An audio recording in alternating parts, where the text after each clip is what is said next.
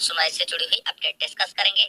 आप सभी लोग जैसा कि जानते हैं कि सुप्रीम कोर्ट में सुनवाई समाप्त हो चुकी है और अगली डेट मामले में लगा दी गई है सुप्रीम कोर्ट की तरफ से। तो आज की सुनवाई से जुड़ी हुई बड़ी अपडेट जो निकलकर सामने आ रही है उन सभी को आप सभी के साथ डिस्कस करेंगे। आप सभी से निवेदन है वीडियो को लाइक करें और दोस्तों में शेयर कर दीजिए। तो साथियों, जैसा कि आप सभी लोग जानते हैं 12,460 शिक्षक भर्ती में सुप्रीम कोर्ट में आज बहुत ही महत्वपूर्ण सुनवाई लगी थी, जहां पर चयनितों को पूरा भरोसा था कि सरकार के साथ हमारे प्राइवेट काउंसलर मिलकर के स्कूल आवंटन के लिए डायरेक्शन प्राप्त करने में सफलता पाएंगे और चयनितों के स्कूल आवंटन पर सुप्रीम कोर्ट से मुहर लग जाएगी। लेकिन दोस्तों, ऐसा नहीं हुआ है। सुप्रीम कोर्ट में आज जो सुनवाई हुई है 12,460 शिक्षक भर्ती की, उसमें आप सभी को बता दें केवल 2 मिनट तक अपने मामले को सुना गया। अब आप सभी लोग बता दें 2 मिनट के अंदर जो सुनवाई हुई है उसमें किस तरीके से कोई डिसीजन निकलकर सामने आएगा।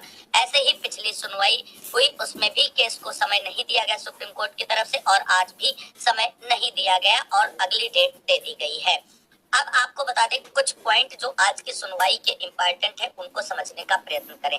सबसे पहले जो अभ्यर्थी मना कर रहे थे जो साथी लोग कि प्राइवेट अधिवक्ता नहीं होना चाहिए, प्राइवेट मोस्ट सीनियर अधिवक्ताओं की जरूरत नहीं है, सरकार जो है स्कूल आवंटन के लिए आदेश 3 अप्रैल को करा लेगी। तो उन सभी साथियों को आज जवाब मिल गया होगा कि सरकार किस तरीके से क्या करना चाहती है, क्योंकि आज सुप्रीम कोर्ट की जो सुनवाई हुई दोस्तों उसमें सरकार की तरफ से ऐश्वर्या भाटी मैम पूरी तरीके से गायब रही और सुनवाई के दौरान कोर्ट में प्रेजेंट नहीं रही। यानी सरकार की तरफ से एएसजी मैम को आज सुनवाई के लिए नहीं भेजा गया। केवल और केवल अंकित गोयल सर जो है सरकार की तरफ से कोर्ट के अंदर उपस्थित हुए। ये कंफर्म खबर है। अगर कोई ये कहे कि अंकित गोयल भाई नहीं थे तो अंकित गोयल सर सरकार की तरफ से सुप्रीम कोर्ट के अंदर आज उपस्थित थे। वहीं आप सभी को बता दें जितनी भी चयनित अभ्यर्थियों की तरफ से टीमें थी और मोस्ट सीनियर अधिवक्ताओं के नाम पर मोटा कलेक्शन किया गया, लेकिन वहां पर मोस्ट सीनियर अधिवक्ताओं को नहीं भेजा गया क्योंकि कई टीमें अधिवक्ताओं को उतारने के लिए अभ्यर्थियों से जो है चंदा वसूल रही थी और सभी टीमें अलग अलग थी। इसलिए आप सभी को बता दें किसी भी टीम के पास इतना पर्याप्त पैसा इकट्ठा नहीं हो पाया कि मोस्ट सीनियर अधिवक्ता को हायर किया जाए।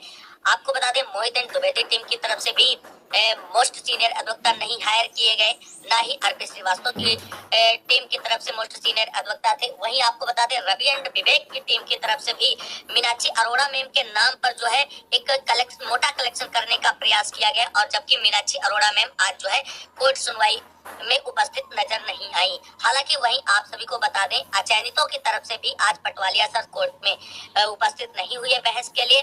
तो आप सभी को बता दें मीनाक्षी अरोड़ा मैम और पटवालिया सर तो आज इसलिए कोर्ट में नजर नहीं आए क्योंकि आपको बता दें मध्य प्रदेश सरकार की सुप्रीम कोर्ट में बीएड वर्सेस बीटीसी मामले को लेकर के क्लेरिफिकेशन याचिका पर सुनवाई लगी हुई है, जहां पर पटवालिया सर मीनाक्षी अरोड़ा मैम जो है उस केस में बिजी थी, इसलिए 12,460 शिक्षक भर्ती में ये मोस्ट सीनियर अधिवक्ता नजर नहीं आए।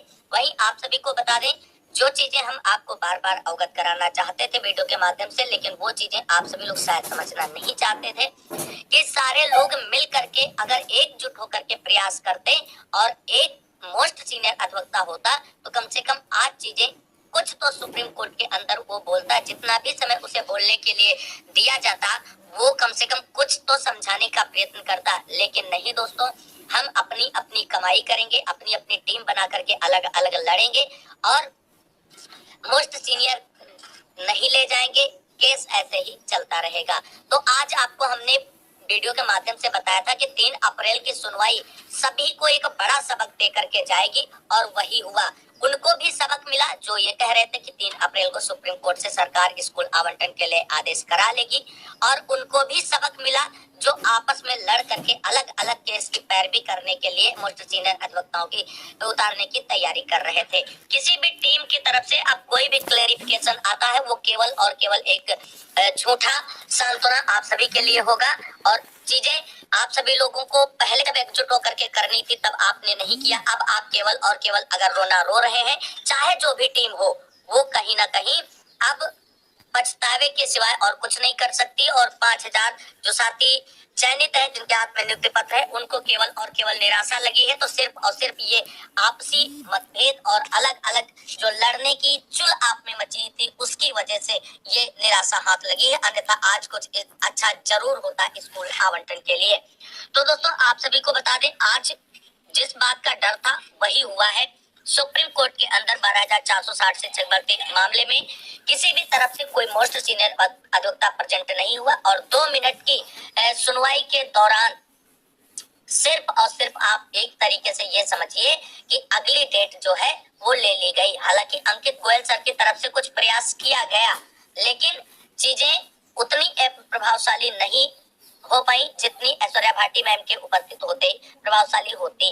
और आप सभी साथियों को बता दें, आज का दिन सरकार के पास बहुत ही इम्पोर्टेंट दिन था, क्योंकि अपोजिशन के पास जो है उनके मोस्ट सीनियर अधिवक्ता पटवालिया सर नहीं थे। और अगर आज ऐश्वर्या भाटी मैम सरकार की तरफ से पक्ष रखती और ऑर्डर मॉडिफिकेशन एप्लीकेशन पर आर्गुमेंट करती, तो स्कूल आवंटन पर 100% जो है वो डायरेक्शन मिल जाता। क्योंकि जिस तरीके से अपोजिशन आज कोर्ट के अंदर कमजोर था बहस के मामले में, तो सरकार भी कमजोर हो गई, अन्यथा आज चीजें बहुत अच्छी हो जाती। लेकिन दोस्तों अब वो सारी चीजें हो चुकी हैं। 8 मई की अगली डेट मिल चुकी है। और अब आप सभी चयनित भाई बहनों को हम बता दें कि जिस तरीके से हमने कहा था कल के वीडियो में, आज के वीडियो में भी, कि अगर स्कूल आवंटन के इतर कोई भी पॉइंट सुप्रीम कोर्ट के अंदर डिस्कस किया गया तो मामला लंबा खिंचेगा और फाइनल जो है डिसीजन आने के बाद ही स्कूल आवंटन पर कोई फैसला होगा। तो कुल मिलाकर के आज की सुप्रीम कोर्ट सुनवाई से 8 मई की अगली डेट आप सभी को दे दी गई है और मामले को सुनवाई के लिए लगा दिया गया है। तो दोस्तों एक बार फिर से वही सिलसिला शुरू हो चुका है डेट टू डेट का। और दोस्तों आप सभी को बता दें, अगर अभी आप सभी लोग नहीं चेते और एकजुट होकर के एक टीम बना करके प्रयास नहीं किया, तो चीजें आपके हाथों से उतनी ही दूर होती जाएंगी जितनी आज की डेट में दूर हो चुकी है। तो कुल मिलाकर के अभी भी समय है कि 8 मई की सुनवाई से पहले सभी लोग एकजुट हो जाएं और एक जो है टीम बनाए और एक टीम के द्वारा जब आप सभी के पास जो कलेक्शन है वो एकत्र करें और टॉप मोस्ट सीनियर अधिवक्ता जो सुप्रीम कोर्ट का है उसे खड़ा करें स्कूल आवंटन के लिए और स्कूल आवंटित कराएं। अन्यथा आप सभी को बता दें, आप इसी तरह लड़ते रहेंगे और स्कूल आवंटन आप सभी का मामला फाइनल होने के बाद मिलेगा। इसी तरीके से आपकी 8 मई की डेट मिली, 8 मई डेट पर भी आप सभी लोग अगर कुछ नहीं कर पाएंगे तो जून में होगा समर वेकेशन और उसके बाद आपको सीधे जुलाई की डेट दे दी जाएगी और इस तरीके से डेट खेलते खेलते 1 साल आपका निकल जाएगा। तो अभी भी सावधान हो जाइए, सतर्क हो जाइए, एकजुट हो जाइए, लड़ लीजिए, स्कूल आवंटन के लिए आदेश करा लीजिए, अन्यथा चीजें आप सभी को बहुत लंबे इंतजार के बाद मिलने वाली है। तो कुल मिलाकर के आप सभी साथियों को बता दें, अब जरूरत है पूरी एक प्लानिंग के तहत आगे बढ़ने की, जिससे आपको बता दें स्कूल आवंटन हो सके। क्योंकि अब आपको बता दें 2 टीमें यहाँ पर बननी चाहिए। एक टीम बननी चाहिए जो कोर्ट के अंदर मामले को देखे, जिसमें सभी जो बड़े नेता हैं, चाहे ब्रजेश एंड टीम के बड़े नेता हो, चाहे आरपी श्रीवास्तव की टीम के बड़े नेता हो या विवेक एंड रवि की टीम के बड़े नेता हो, मोहित द्विवेदी, जितनी भी टीमें हैं सभी टीमों को सम्मिलित करते हुए एक संयुक्त टीम बने और वो कोर्ट को देखे। और एक ऐसी टीम उसी का पार्ट हो जो पार्ट बी हो, वो केवल और केवल विभागीय कार्यों को देखे, यानी सरकार और विभाग पर किस तरीके से दबाव बनाना है और मजबूत पैरवी सुप्रीम कोर्ट में करानी है, जिससे मामला जल्द से जल्द सॉर्ट आउट हो सके। दोस्तों आप बात करते हैं कि स्कूल आवंटन कब होगा। तो दोस्तों अगर आप आज की डेट जिस तरीके से निकाल दी है, इस तरीके से अगर 8 मई की डेट भी निकल गई आप सभी के हाथों से, तो स्कूल आवंटन फाइनल आदेश आने के बाद ही होगा। और क्या आदेश आएगा तो उस हिसाब से भर्ती पर प्रभाव पड़ेगा। वही आप सभी साथियों को बता दें, अब सोशल मीडिया पर ये चीजें चल रही हैं कि 1 महीने से अधिक समय की लंबी डेट लग गई है, सरकार को अर्जेंसी लगा करके जल्द सुनवाई अप्रैल में ही करानी चाहिए। दोस्तों अब इसको लेकर के कुछ लोग बोल रहे हैं कि अर्जेंसी नहीं लग सकती है क्योंकि सुप्रीम कोर्ट ने डेट फिक्स कर दी। कुछ लोग कह रहे हैं कि सिविल अपील हो गई इसलिए अर्जेंसी नहीं लग सकती।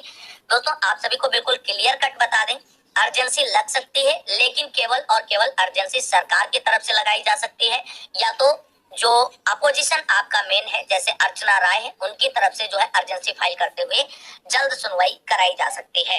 तो आप सभी को बता दें, ना तो भर्ती फंसाने वाले अर्जेंसी लगा करके जल्द सुनवाई करवाएंगे, और अगर सरकार पर आप सभी लोगों ने कोई बड़ा प्रयास करके दबाव नहीं बनाया तो सरकार भी आपके मामले में अर्जेंसी लगा करके जल्द सुनवाई नहीं कराने वाली। इस बात को आप सभी लोग गांठ बांध लीजिए। हाँ, अगर आप सभी लोग संगठित होकर के, मिल करके, एकजुट होकर के कोई बड़ा प्रयास एफर्ट करते हैं और सरकार पर और विभाग पर दबाव बनाते हैं, तो सरकार अर्जेंसी फाइल करके अप्रैल में इसकी जल्द से जल्द सुनवाई करा सकती है। तो कुल मिलाकर के आप सभी साथियों को बता दें, सारी चीजें अब कोर्ट के अधीन है। अब आप सभी को एक लंबा संघर्ष करना है और लंबी लड़ाई लड़नी है अपने स्कूल आवंटन के लिए, क्योंकि जिस तरीके से मूर्खतापूर्ण कार्य आज की सुनवाई के डेट में सभी की तरफ से किया गया है, चाहे सरकार हो, चाहे चयनितों की टीमें हो जो मोस्ट सीनियर अधिवक्ताओं के नाम पे मोटी रकम वसूल कर बैठी हैं, उनकी तरफ से भी कोई अधिवक्ता नहीं पहुंचा है मोस्ट सीनियर, तो उसी का खामियाजा है कि आपको एक लंबी डेट मिली है। क्योंकि आप सभी लोग जानते हैं, सरकार का अब मोस्ट सीनियर अधिवक्ता हो या प्राइवेट काउंसलर मोस्ट अधिवक्ता के रूप में वहां पे खड़ा हो, तो उसको सुप्रीम कोर्ट ज्यादा सुनती है। बाकी आप जो जूनियर की फौज खड़ी कर दी है, उससे आपको क्या हासिल हुआ? कुछ नहीं। और जो उनको फीस दी वो भी आपकी व्यर्थ चली गई, क्योंकि जब आपके लिए कोई डिसीजन ही निकल कर सामने नहीं आया, कोई आर्गुमेंट ही नहीं हुआ, आपकी बातों को सुना ही नहीं गया, तो क्या फायदा है इतनी लंबी चौड़ी छोटे छोटे वकीलों की फौज खड़ी करने की? तो अभी भी समय है, जाग जाइए, सभी लोग मिल करके प्रयास करें, आपसी ईगो को छोड़ें, 5000 परिवारों के बारे में सोचें और उनकी स्थितियों को सोचें कि आज जिनको उम्मीद थी कि स्कूल आवंटन के लिए आदेश मिल जाएगा, वो बेचारे अब क्या करेंगे। इसलिए निवेदन है सभी टीमों के अगुवाकारों से, प्लीज अगर आप किसी भी टीम के सदस्य हमारा इस वीडियो को देख रहा है, तो उम्मीद करेंगे कि आप सभी लोग हमारी रिक्वेस्ट को समझेंगे और आपसी ईगो को छोड़कर एकजुट होकर के प्रयास करेंगे, जिससे कुछ अच्छा हो सके। कुल मिलाकर के हमने आप सभी को बताया था कि अचयनित हमेशा चाहते हैं कि एक अगली डेट मिले, और हमने आप सभी को अवगत कराया था पिछली वीडियो के माध्यम से कि अचयनितों का पूरा प्रयास रहेगा कि अगली डेट मिले, क्योंकि हमें जानकारी मिल चुकी थी। और 8 मई की जो नेक्स्ट डेट ली गई है, वो विपक्ष के अधिवक्ता की तरफ से ही ली गई है दोस्तों, यानी अचयनितों की तरफ से ली गई है और उनको डेट मिल चुकी है और आप सभी का इंतजार बढ़ चुका है। आज की कोर्ट सुनवाई की बस यही अपडेट है। बाकी की चीजें आर्डर आने के बाद देखेंगे कि उस आर्डर में क्या स्पेशली मेंशन है या केवल और केवल नेक्स्ट डेट के बारे में लिखा है। जो भी जानकारी होगी आप सभी को चैनल के माध्यम से उसके बारे में डिस्कस करेंगे।